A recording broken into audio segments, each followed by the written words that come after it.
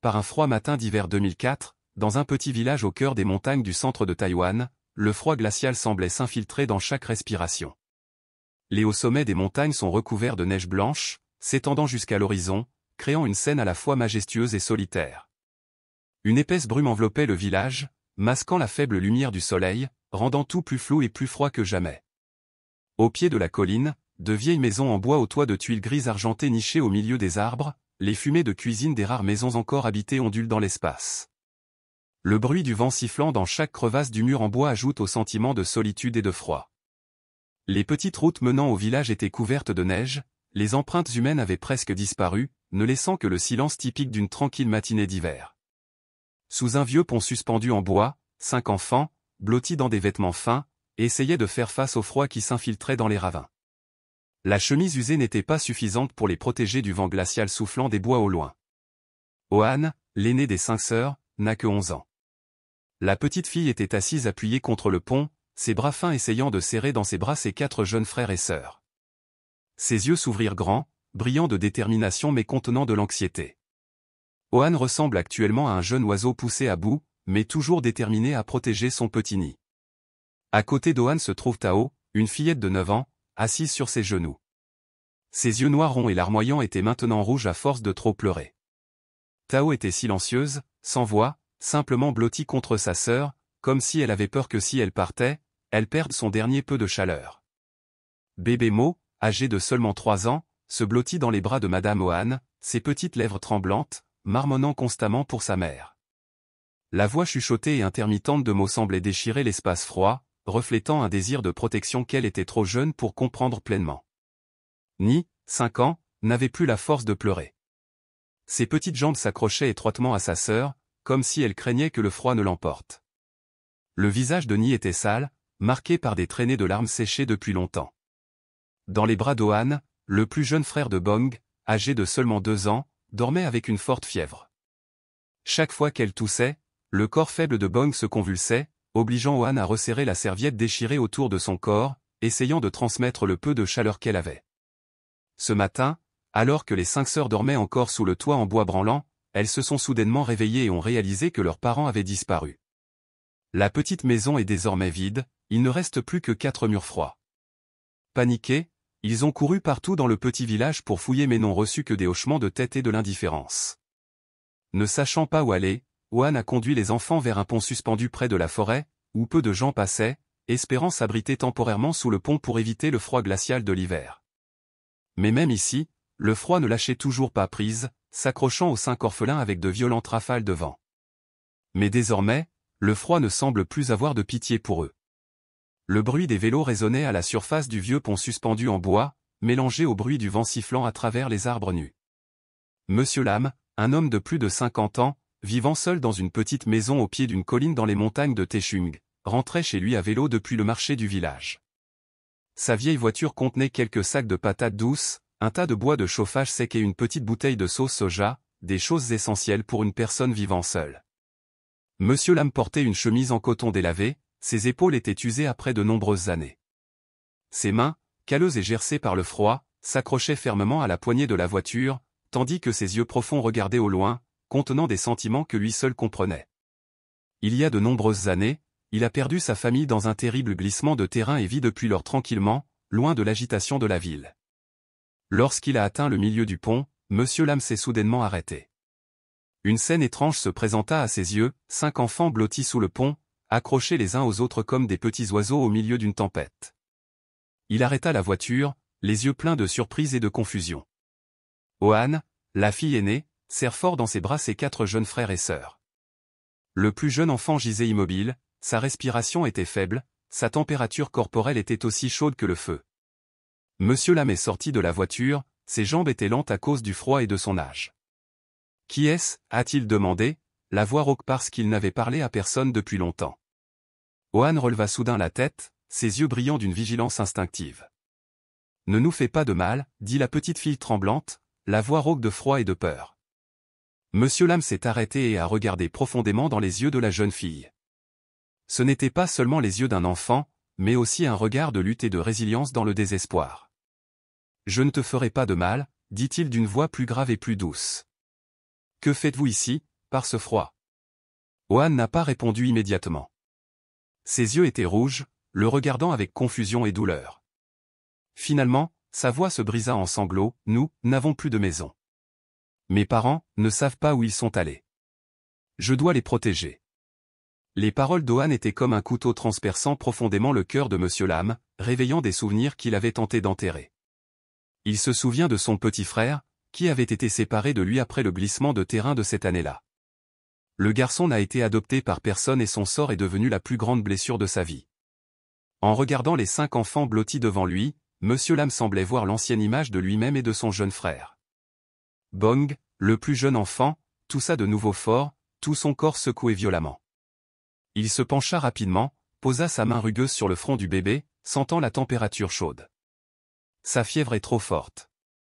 Tu ne peux pas rester ici. Viens avec moi, va chez moi. Je vais t'aider. Ohan secoua vigoureusement la tête, des larmes coulant sur ses joues hagardes. Non. Si tu nous emmènes à la maternelle, nous serons séparés. Je préférerais mourir. Les mots d'Ohan résonnaient dans l'espace froid, comme un cri désespéré qui engourdissait Monsieur Lam. Il baissa les yeux sur Ohan, puis sur les 4 enfants restants, leurs petites mains se tenant fermement comme une dernière corde les reliant. Dans leurs yeux innocents mais obsédants, il a vu la peur, la douleur et un appel silencieux à l'aide. Monsieur Lam inspira longuement, puis parla, la voix tremblante mais ferme, « Je vous le promets, personne ne vous séparera. Allons-y. » Le plus jeune n'en peut plus. Ces paroles étaient comme une lueur de lumière dans la froide matinée. Ohan le regarda, les yeux toujours pleins de doute, mais baissa ensuite les yeux sur Bong allongé dans ses bras.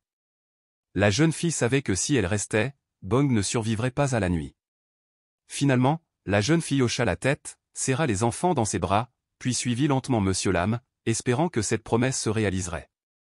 Ohan le regarda longuement, les yeux en larmes, puis elle hocha légèrement la tête. Monsieur Vin a enlevé sa chemise en coton, l'a doucement enroulée autour de Bong et l'a ramassée. « Allons-y, notre maison n'est pas loin. » Lui et les enfants le suivirent tranquillement. Les petits pieds nus des enfants ont marché sur la route verglacée, laissant des empreintes tremblantes mais pleines d'espoir. La maison de Monsieur Vin est nichée au pied de la colline, simple et petite. Le toit de chaume est vieux, les murs en terre sont décolorés, mais l'intérieur est beaucoup plus chaud que le froid extérieur. Il alluma un feu, la chaleur du poêle rayonnait, éclairant toute la pièce sombre. Ohan s'assit près du feu, serrant Bong dans ses bras. Bong ouvrit légèrement les yeux, ses petites lèvres balbutièrent pour appeler sa sœur, puis s'endormit dans la chaleur. Monsieur Vin a préparé une petite casserole de porridge et a brûlé chaque cuillerée pour Bong. Il soupira doucement en regardant le bébé s'endormir dans ses bras. Cette nuit-là, les 5 enfants dormirent sur le seul lit couvert de la maison. Monsieur Vin était assis tranquillement près du feu, les yeux tristes mais brillants aussi d'une nouvelle lumière. Il se dit, désormais, je serai leur famille. Dehors, la neige tombait encore, mais dans la petite maison au pied de la colline, un feu avait été allumé, le feu de l'amour, de l'espoir et le début d'un nouveau voyage, plein d'épreuves mais aussi plein d'amour. Le soleil d'hiver ne diffuse qu'une faible lumière puis disparaît rapidement derrière de gros nuages, laissant le ciel gris et extrêmement froid. Dans la petite maison au pied de la colline, le bruit d'un feu vacillant retentit, entraînant avec lui une odeur de fumée, mêlée à l'humidité restée sur le toit de feuilles. Monsieur Vin était assis pensif près du feu, ses faux yeux regardant vers le lit en bambou, où 5 enfants étaient blottis les uns contre les autres, dormant profondément comme une volée de jeunes oiseaux après une tempête. La fine couverture qu'il a placée sur les enfants n'était pas suffisante pour tous les couvrir, alors Ohan, la sœur aînée, s'est allongée sur le bord extérieur, serrant toujours Bong fermement pour se garder au chaud. Toute la nuit, Monsieur Vin n'a pas dormi. Il restait assis, hébété, pensant à son avenir et à ses 5 enfants. Combien de temps puis-je m'en occuper? Cette question ne cessait de tourner dans son esprit. Mais chaque fois qu'il se souvenait des yeux suppliants d'Ohan lorsqu'elle l'appelait « Papa », il se disait qu'il essaierait. Quoi qu'il en soit, il fut un temps où il avait tout perdu à la guerre, et maintenant, après plus de la moitié de sa vie, le ciel lui a remis ses 5 enfants entre les mains, ce n'est pas par hasard. Il le croit. Le lendemain matin, Monsieur Vin s'est réveillé très tôt. Le chant du coq résonnait encore dans les maisons éloignées du village, l'air froid des os persistait autour des toits de chaume. Il alluma le poêle et fit cuire une casserole de bouillie fine avec le peu de riz resté dans le tonneau. Il ne restait dans toute la maison que suffisamment de nourriture pour un petit déjeuner aussi simple. Lorsque la fumée de la cuisine a réchauffé toute la maison, l'enfant s'est progressivement réveillé. Soudain, il fut la dernière personne à se réveiller, ses yeux regardèrent autour de lui avec perplexité et il balbutia « Sœur, où est-ce » Ohan la serra rapidement dans ses bras et la réconforta doucement « Soyez gentil, je suis chez le père de Vin, nous sommes à la maison. » Monsieur Vin a posé le pot de porridge sur la table et les a tous appelés à manger. C'est Ohan qui divise la bouillie pour chaque enfant, tandis que je laisse la plus petite portion. Monsieur Vin était assis là, observant tranquillement les mains d'Ohan. Bien qu'il soit toujours maladroit, il était toujours prudent, comme s'il craignait qu'une goutte de porridge ne soit gaspillée. Il ressentait de la douleur. Une fillette de 11 ans, qui devrait être protégée par ses parents, essaie désormais de subvenir aux besoins de ses enfants. Cette fille se cache, soupira-t-il intérieurement. Dans les jours qui ont suivi, la vie de toute la famille a commencé à se transformer en un cycle difficile. La petite maison n'a qu'une seule chambre.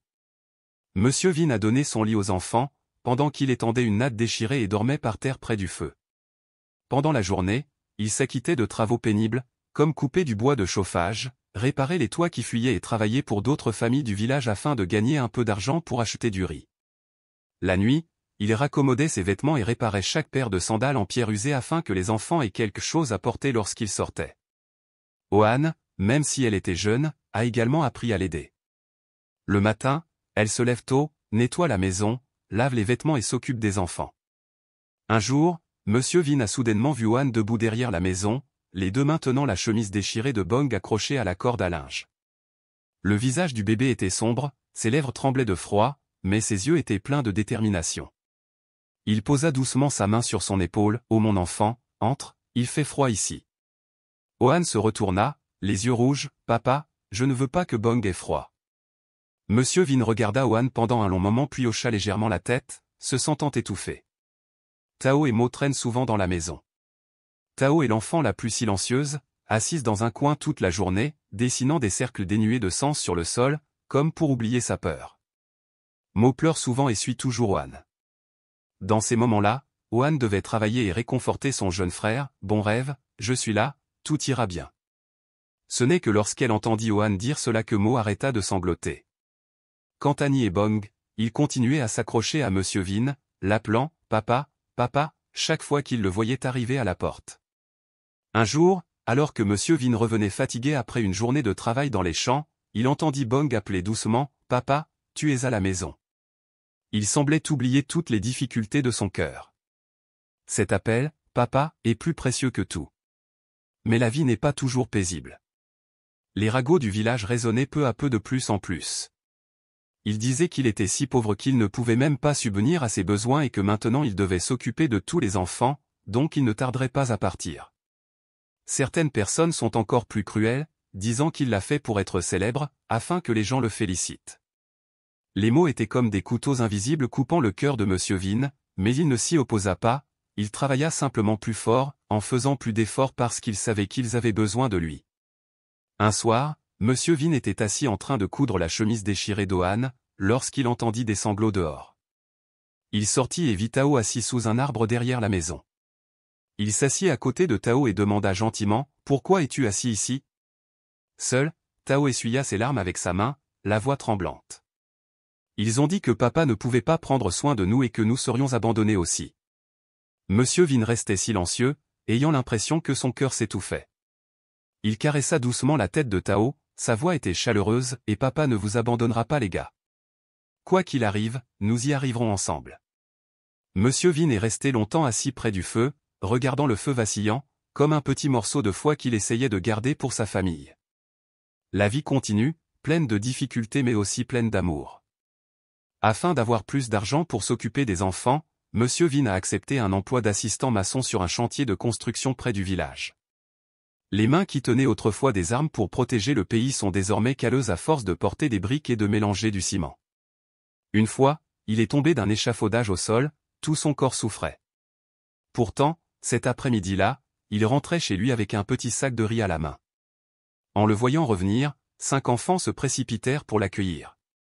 Ohan le regarda entrer dans la maison en boitant, les yeux remplis d'inquiétude. « Papa, tu souffres beaucoup ?» Monsieur Vin a juste souri. « Eh bien, papa ne souffre pas, nous avons du riz, ce soir toute notre famille va manger. Les maigres repas servis sur la vieille table en bois sont toujours remplis de chaleur familiale. Certains jours, ce n'est qu'un bol de riz blanc avec quelques aubergines marinées ou quelques légumes sauvages bouillis, mais Monsieur Lam et les enfants mangent toujours délicieusement, comme s'il s'agissait de délicieux plats de fruits de mer. Ohan, la fille aînée, donne souvent secrètement sa petite portion de riz à Bong, la plus jeune sœur. Je suis rassasiée, papa, dit-elle, sa voix légère mais ses yeux détournés. Monsieur Lam savait clairement qu'Ohan mentait, mais il ne lui en a pas voulu et s'est simplement détourné en silence. Dans son cœur, il se dit, je dois absolument le faire. Ils ne manqueront pas éternellement de nourriture ou de vêtements comme ça. Le temps passe, et puis le printemps arrive. Les fleurs de pêcher fleurissent sur le flanc de la montagne de Techung, teignant partout en rose vif, dissipant le froid de l'hiver. Monsieur Lam et les enfants ont commencé à rénover la petite maison. La clôture devant la maison a été reconstruite avec des bâtons de bambou qu'il a ramassés, et le toit de feuilles percées de trous a également été temporairement recouvert de vieilles feuilles de plastique. Dans l'après-midi du 30 Tay, Monsieur Lam est rentré à la maison avec une petite branche de pêcher qu'il avait demandée chez un ami. Bien que la branche de pêcher soit petite, chaque fleur rose vive semble illuminer toute la maison minable.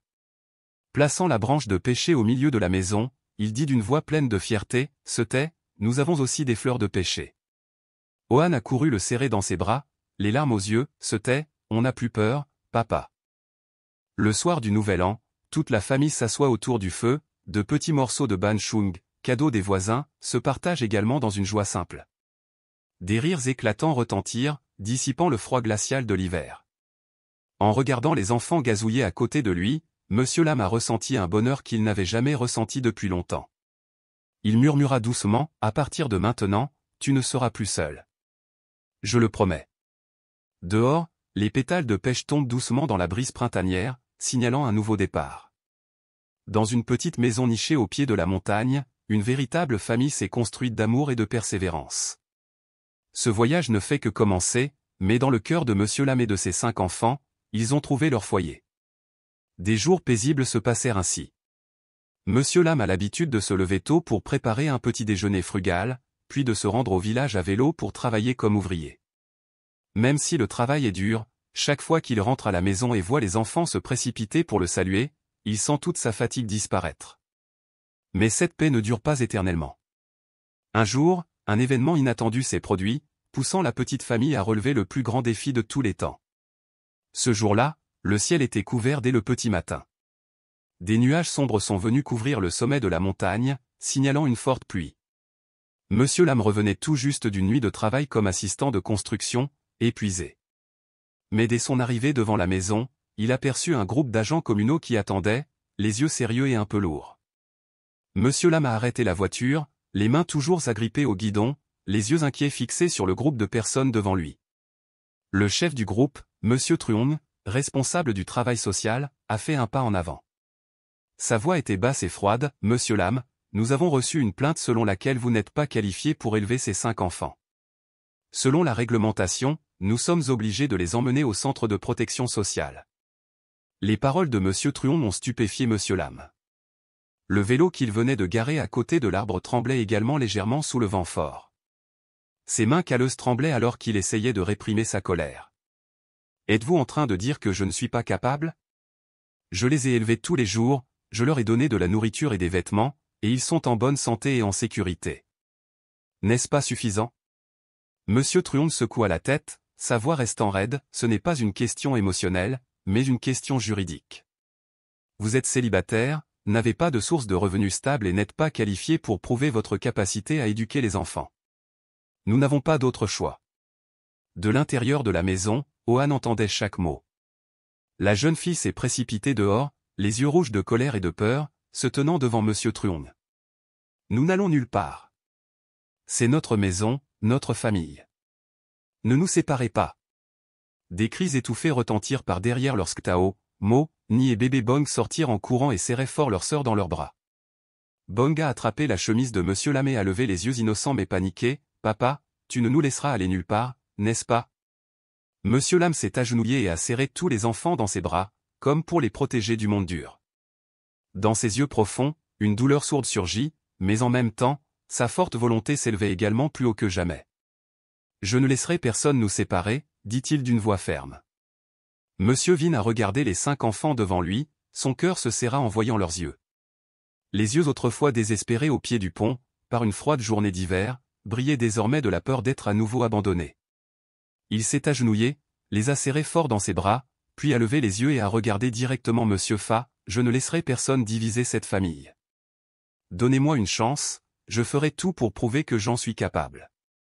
Monsieur Fa a soupiré, vous pouvez vous plaindre, mais temporairement, les enfants doivent quand même être emmenés au centre. C'est le règlement. Ces mots étaient comme un couteau traversant l'espace. Ohan a crié, les larmes aux yeux, papa, on n'y va pas, papa. Les cris pitoyables de 5 enfants résonnaient dans toute la petite cour. Monsieur Vine les serra fort dans ses bras, les larmes coulant sur son visage, assombri par le vent et le gel. N'ayez pas peur, les enfants. Je vous ramènerai à la maison. Je le promets. Mais cette promesse, à ce moment-là, était impuissante devant ceux qui exerçaient des fonctions publiques. Lorsque la voiture du refuge s'est éloignée, Monsieur Vine se tenait abasourdi au milieu de sa cour. Les appels, papa, résonnaient de loin, comme des centaines de couteaux lui transperçant le cœur. Le petit toit est vide, les rires et les bavardages des enfants ne sont plus que des souvenirs dans l'espace froid. Il rentra dans la maison et s'assit près du feu, éteint depuis longtemps. Il y avait un vide sans fin dans son cœur, comme si sa vie lui avait été une fois de plus privée de sa seule famille. Mais ensuite, le feu de l'amour dans son cœur ne lui a pas permis de tomber longtemps. Il se leva et se dit, j'ai promis de ne pas les abandonner. Je dois ramener mes enfants à la maison. Les jours suivants, Monsieur Vine a déclenché une nouvelle guerre. Il a fait le tour des agences communales pour demander à recouvrer son droit de garde. Des regards suspects et des refus froids l'entouraient encore chaque jour. Il disait qu'il était trop pauvre, trop vieux et faible, et qu'il ne pouvait pas subvenir aux besoins de 5 enfants, mais il n'a pas abandonné. Il travaillait davantage comme employé, gagnant chaque centime pour prouver qu'il était capable de prendre soin de sa famille. Chaque soir, après une journée épuisante, il s'asseyait à son bureau et rédigeait une plainte d'une écriture tremblante. Un jour, lors d'une réunion du comité communal, Monsieur Vine se tenait au milieu d'une salle bondée, les mains tremblantes d'émotion, mais les yeux fermes. Je sais que vous doutez de moi. Je suis une personne pauvre et je ne peux pas donner à mes enfants une vie bien remplie comme les autres, mais j'ai de l'amour et de la détermination. Ces 5 enfants sont ma famille, la raison pour laquelle je continue à vivre. Si vous les séparez, êtes-vous sûr qu'ils seront plus heureux? Le président resta silencieux, Monsieur Vine regarda autour de lui. Ses yeux s'arrêtèrent sur 5 enfants assis dans un coin de la pièce, le visage maculé de larmes. Se levant, marchant devant tout le monde, elle inspira profondément. La voix tremblante mais pleine de détermination, la jeune fille dit, « Papa Vine est la seule personne qui ne nous a pas abandonnés. Il est peut-être pauvre, mais il nous a donné une famille. S'il vous plaît, laissez-nous rester avec lui. » Tao, Mo, Ni et Bong ont également couru et ont saisi la main de leur sœur. Petit Bong a dit à voix haute, les yeux remplis de larmes, « Papa, je veux rentrer à la maison. » Cette scène a rendu silencieux de nombreuses personnes dans la salle. Les chuchotements se sont progressivement calmés. Monsieur Fa s'est levé, toujours un peu hésitant à ses yeux, mais a finalement déclaré, après examen, nous accepterons temporairement la proposition de Monsieur Vine. Cependant, vous devez prouver votre capacité financière et faire périodiquement rapport sur la situation de la prise en charge des enfants. Toute la salle fondit en larmes. Monsieur Vine semblait tomber à genoux, des larmes coulant sur ses joues ridées. 5 enfants ont couru pour le serrer dans ses bras.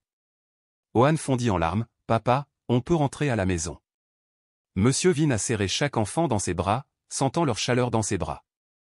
À ce moment-là, il savait que tous ses efforts avaient finalement porté leurs fruits. Ce jour-là, toute la famille retourna dans la petite maison au pied de la colline. Cette maison est encore simple, le toit de chaume est encore brisé quand il pleut, mais dans le cœur de Monsieur Vine et de ses 5 enfants, c'est tout un monde. Ce soir-là, il s'est assis près du feu et a regardé ses enfants jouer autour de lui. Son cœur était rempli de bonheur.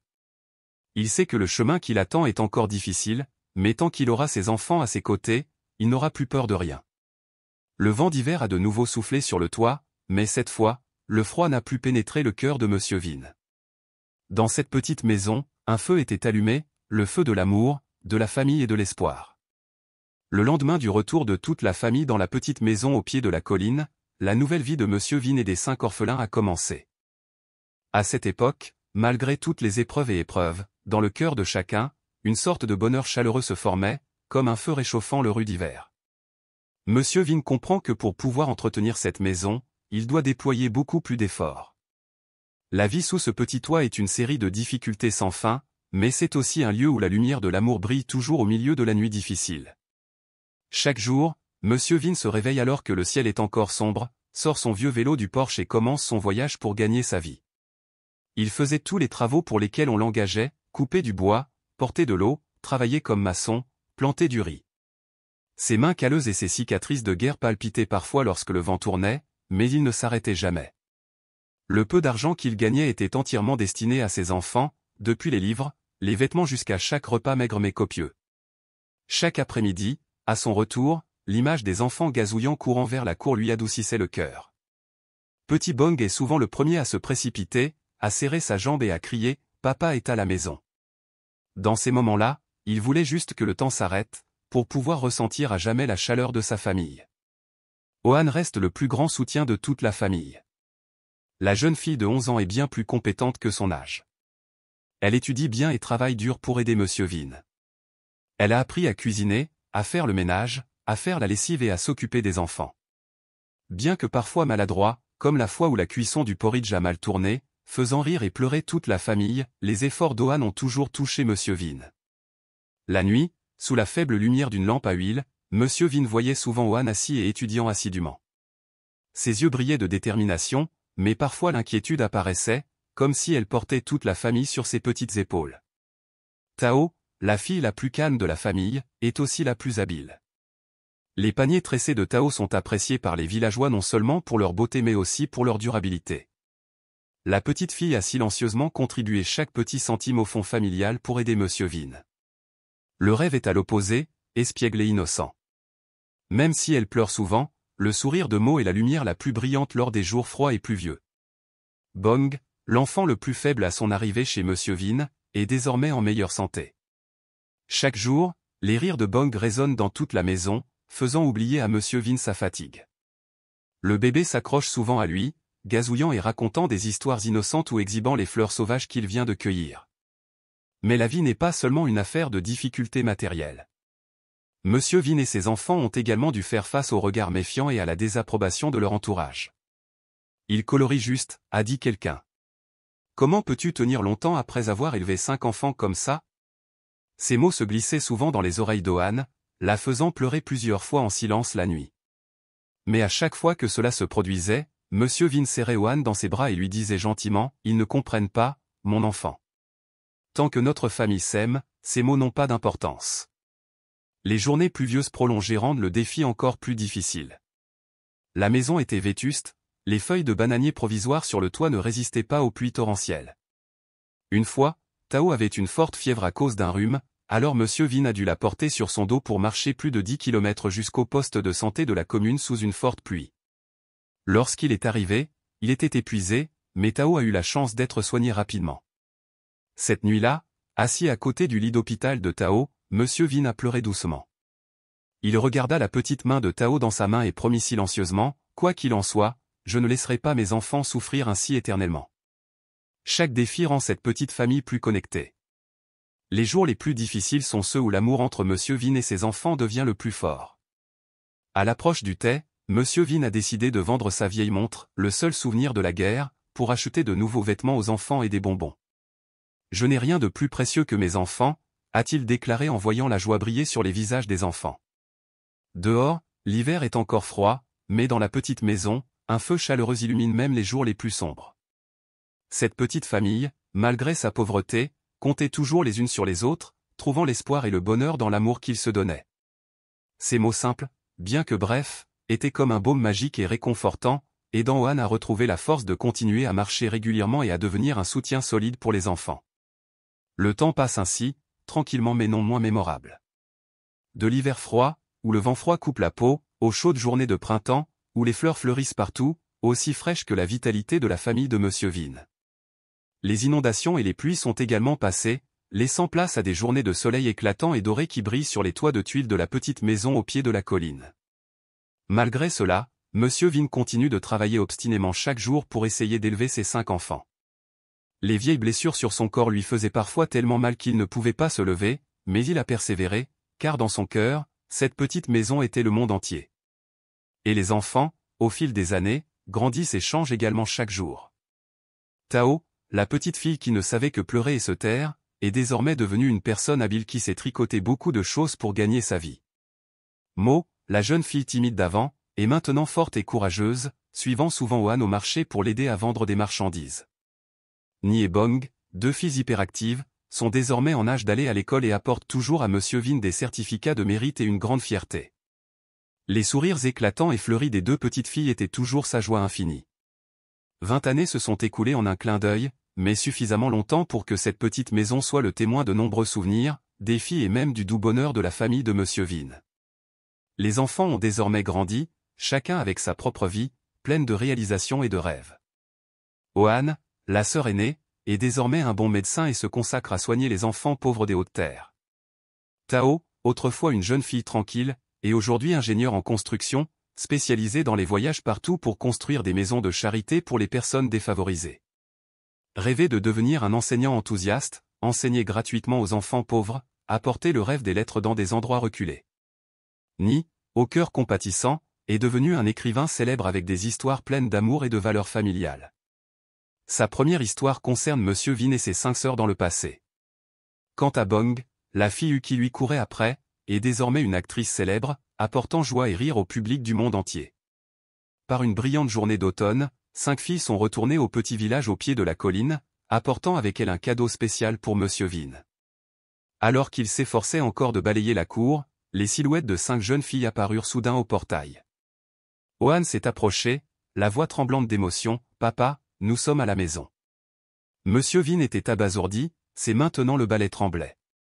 Il regarda les 5 filles devant lui, les enfants étaient maintenant devenus de belles jeunes femmes, radieuses comme des fleurs printanières.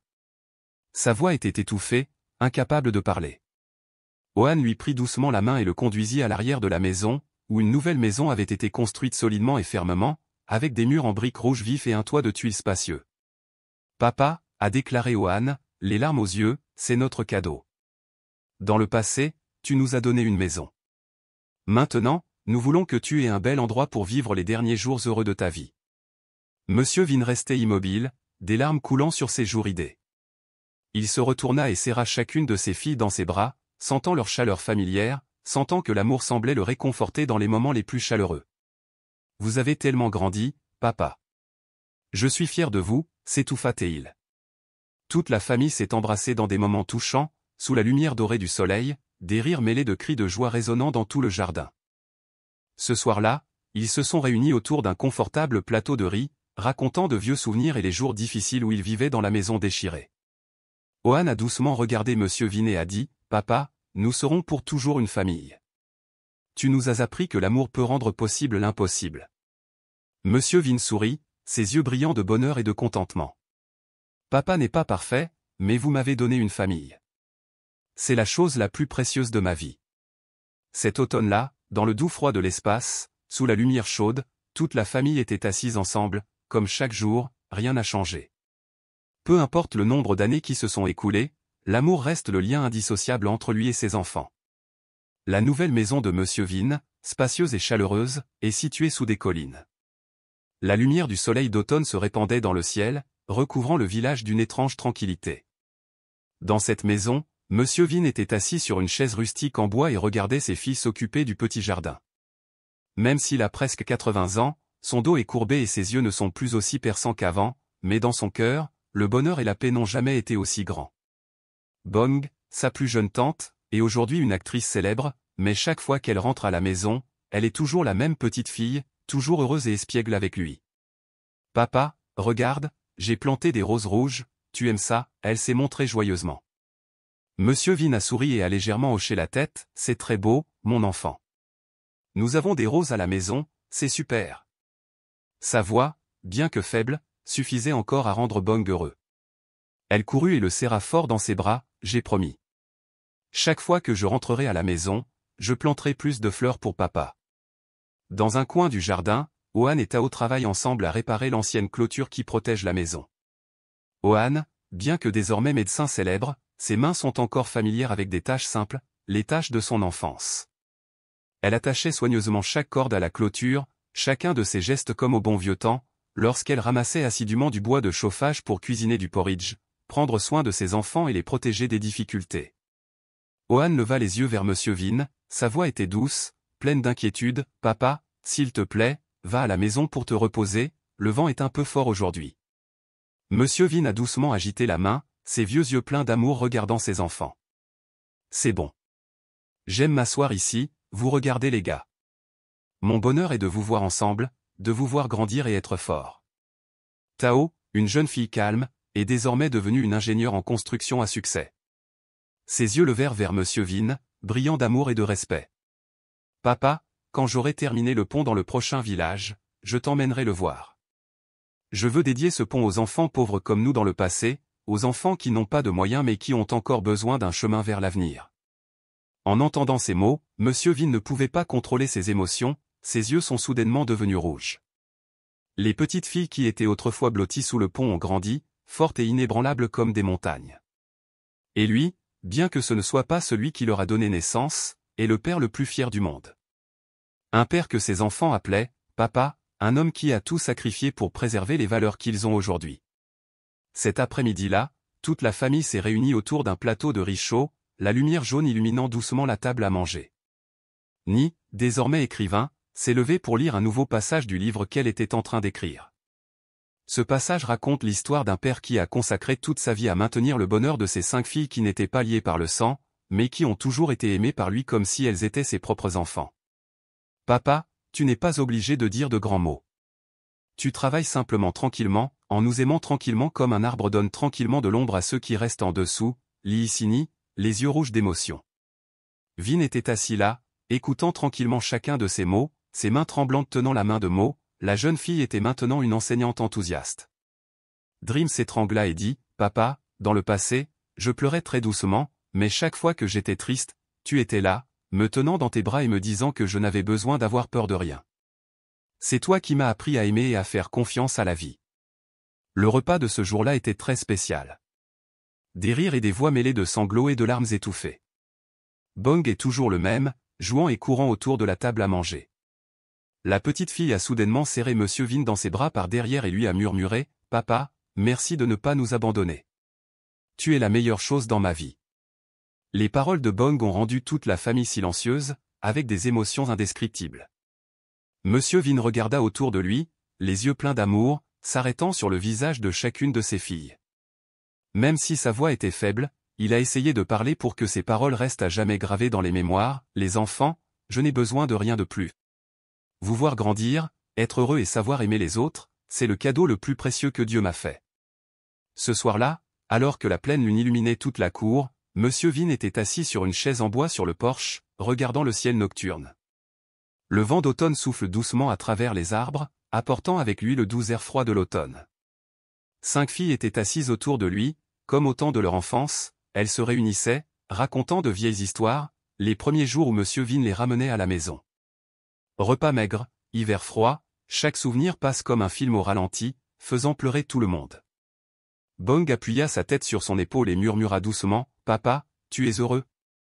Monsieur Vin a souri, les yeux fermés un instant, comme s'il voulait chérir chaque instant restant avec sa famille. « Je suis très heureux, Bong. Vous m'avez donné une famille. Pour moi, ça suffit. » Ces mots simples mais émouvants rappellent la valeur des choses simples de la vie.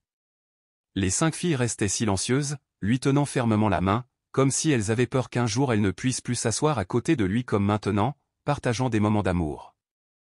Leur amour pour Monsieur Vin n'est pas seulement l'amour des enfants pour leur père, mais aussi une profonde gratitude envers la personne qui a passé toute sa vie à les protéger et à les nourrir, leur apprenant à aimer et à surmonter toutes les difficultés.